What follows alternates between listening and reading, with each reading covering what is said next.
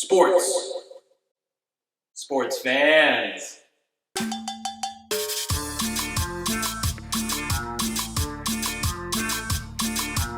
Sports. An activity where an individual or team competes against another individual or team for competition and for the enjoyment of others. Anime. It's a style of Japanese animation for television and film, typically aimed at adults, but also for children as well. Two worlds that, on the surface, have little to nothing in common with each other. Most sports fans that I know don't really keep up with anime like that, and most anime fans I know don't really keep up with any sort of physical activity at all. Heyo! Heyo! The people that follow them respectively seem like they don't have anything in common with each other. They're practically polar opposites of each other, right? Yep. Look at the diagram. There is one thing missing. Sports fans and anime fans both typically invest a lot of time, energy, and money into their respective passions. And so we found at least one common thread. Why stop there? Maybe we can find some more. A quick Google search dates the beginning of modern anime as we know it in 1956. Sports, on the other hand, have been around for at least 3,000 years, with the first Olympic Games taking place in 776 BC. So sports fans definitely came first. Like theater, sports allowed a group of spectators to get lost in individual or team events for a variety of reasons, whether it was just to let off some steam, enjoy the actual action, or to just kind of lose yourself in something that didn't relate to you or your daily struggles that you were facing at the time. We don't really see sports fandom in the way that we relate it to regular fandom today, up until we get to the UK and soccer. Football. Football. Unofficial British football clubs have been in history since around the 15th century. While there's plenty of room for debate, Sheffield was formed in 1855 and claims the title of the first known football club of its kind. Amongst professional clubs, Notts County formed in 1862 and exists to this very day. Industrialization allowed football teams to be established in bigger cities with at the time, new railroads allowing for travel to and from games. The 1880s would see many changes to the sport. Among them would be allowing spectators to purchase event tickets due to a spike in interest from the general public. See, the dynamic of being a fan for these types of events really changes, like most things, once money gets involved. You can see how the stakes were slowly increasing, and in my opinion, the groundwork for modern sports fandom came once the teams were established in conjunction with a specific town or city. You see, now it's not just a group of 11 people versus another group of 11 people. Now it's the entire city of versus the entire town of. You, a humble British factory worker, don't really have any incentive to defend just a team from, other teams and stuff.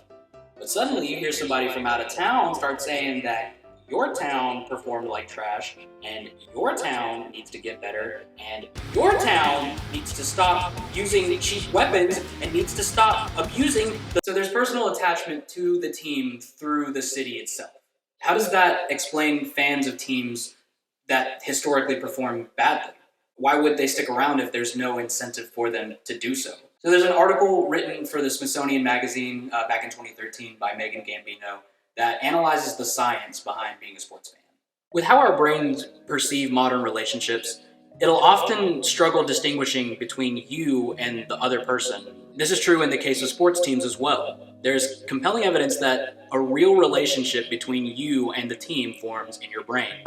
The sports team essentially becomes a part of you, with their success or failure feeling like your own personal success or personal failure. To give up on your sports team almost feels like giving up on yourself, just because you've already put so much time and energy into it. It's like a sunk cost type of deal. Sounds kind of familiar, right? If it does sound familiar, please touch this grass right here. If you're unaware, then what we're dealing with here is a typical parasocial relationship. It's a type of relationship where one party extends time, energy, and money into the other party, while the other party is completely unaware of the first party's existence entirely. So if you're involved in any sort of fandom or engage in any sort of online discourse at all, you're probably really aware of what the parasocial relationship is. Funnily enough, this concept doesn't really come up though when we're talking about sports fans.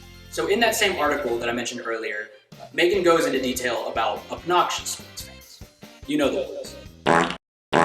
Just a bit of banter. Megan is asked, how much of these obnoxious behaviors from these types of sports fans are actually out of their control. She argues that very little is actually out of their control. Her evidence to back this up is the UK, again with soccer, but this time their fight against hooligans.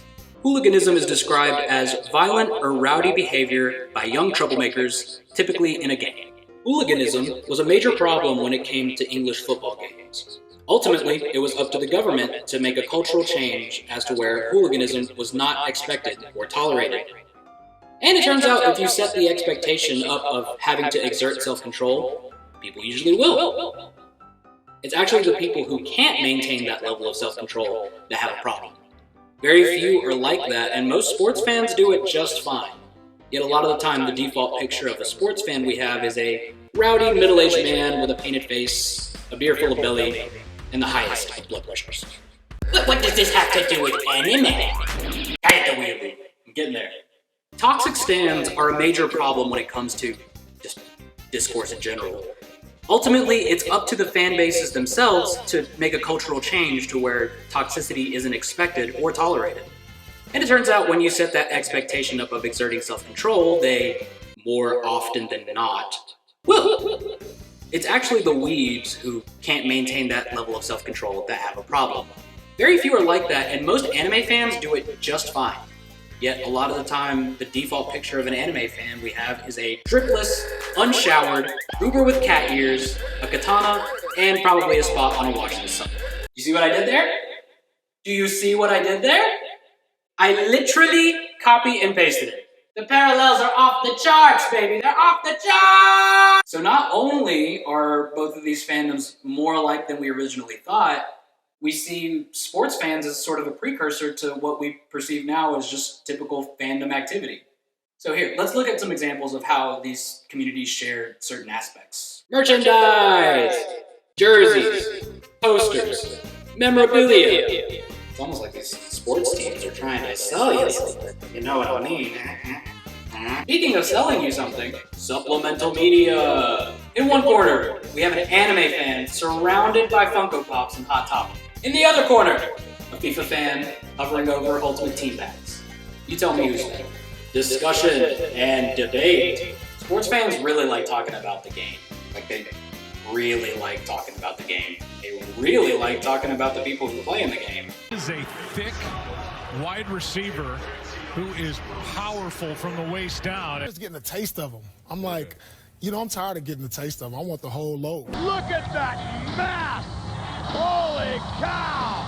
Ooh, look at this creation! The way they talk about some of these players, I feel like we're getting awfully close to shipping territory. And last, but certainly not least, tribalism. Within the anime fandom, you get subcultures. These splinter off into fandoms of specific shows. Hell, even on the surface, you still have the age-old debate of sub versus dub, or whether you prefer English subtitles versus English dubbing. There's debate over specific ships, adaptations, and what even counts as anime in the first place. When the time comes, though, these divisions and subcultures, they all just bleed away. And you see what's left, which is a community that really cares passionately about their media. As one single unit, they work together to gatekeep some lonely Twitter user. So they do eventually band together as a community. That's not really always the case with sports fans, though, as tribalism is pretty much baked into the DNA of being a sports fan in the first place. And then we get to the subcultures. Soccer,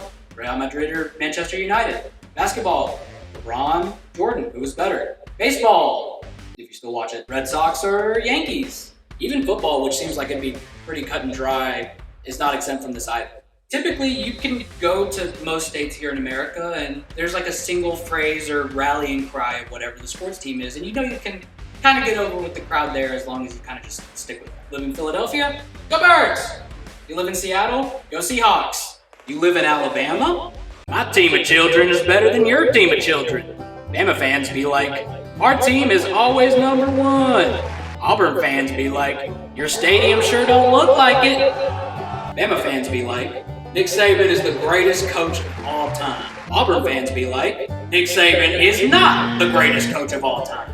No, like straight up, I remember being asked in like the 4th grade whether I supported Auburn or Alabama. Keep in mind, I was a 10-year-old Hispanic boy. and I had no idea what any of this meant. I picked Auburn because, hey, I like orange and blue, but that's just how ingrained in Southern culture SEC football is. It's evident that sports fans love their teams. Yet we commonly see sports fandom almost inherently viewed as separate from other types of media fandoms. I think this may be in part due to the rise of the nerd jock trope / dynamic that we see in media. A stereotypical jock who's, aggressive, athletic, and values brawn over brain, picking or bullying an underdog nerd who wants just a modicum of respect that the bully jock just will not give.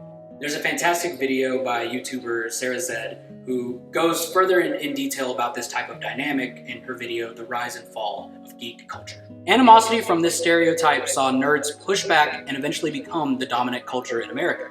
It's here that we see millennials popularize the idea of sports ball. There was humor in being intentionally oblivious or intentionally saying incorrect things during sports games, just on the hope that you would just draw the ire of some angry sports fan. Gen Z, while still generally accepting of sports, is also aware of the uglier side of sports now, thanks to easy access to the internet. Things like concussion scandals, fixing accusations, and literal slave labor used to construct stadiums makes Gen Z much more hesitant to just fall into the culture like generations past. The want for spectator sports is definitely still there. The difference is Gen Z is significantly more likely to engage with esports and alternative sports like slap fighting, ultimate tag, and car fighting? And we're off. I need to check that one out. So I don't think sports are dying anytime soon. But as far as traditional sports go, I think we're starting to notice a trend of traditional sports institutions that have been here for so long having to reinvent themselves. I think the need for this type of reinvention really indicates that sports aren't the American pastime like they once were. Likewise, sports fans aren't necessarily in the place of power when it comes to what is and isn't valid, like they once were in the past. No longer are they Giga Chad bullies shoving you into a locker, and no longer are they face-painted old heads ready to fight anyone wearing an opposing jersey. Don't get me wrong, they can still very much be that, but in addition to that, they're weebs. They perfected the art of being a weeaboo before weeaboos even existed. So the purpose of this video wasn't to make fun of weeaboos or to make fun of sports fans. As far as the sports fans goes, they've already kind of got that covered. The purpose of this video was rather to take two fandoms that on paper seem like they have literally nothing in common and show that maybe the hobbies that we enjoy aren't as unique and separate as we may think they are. We all have passions and interests, and it's an integral part of the human experience to be able to enjoy those passions and interests in the way that we want to, so long as we're not hurting someone or putting someone else down for what they like. Look, things might seem like they suck right now, and to an extent, yeah, they suck. But I don't know, I think it's kind of cool to see that us as a society are slowly adopting the let people enjoy what they enjoy type mindset. I remember struggling with myself because there were things that I was interested in, like games and game characters and movie characters that at the time, I'm sure no one cared about, but I beat myself up so much because I believed that just wasn't accepted and I wouldn't be accepted merely on the premise of liking those things. So yeah, I say let people have fun. If you're a sports fan, great. If you're an anime fan, great, fantastic. You both have more similarities than you would think. And if you're a sports and anime fan, that probably means you're a pro wrestling fan. It's still real to me, damn it! I mean, thank you. Easy, man.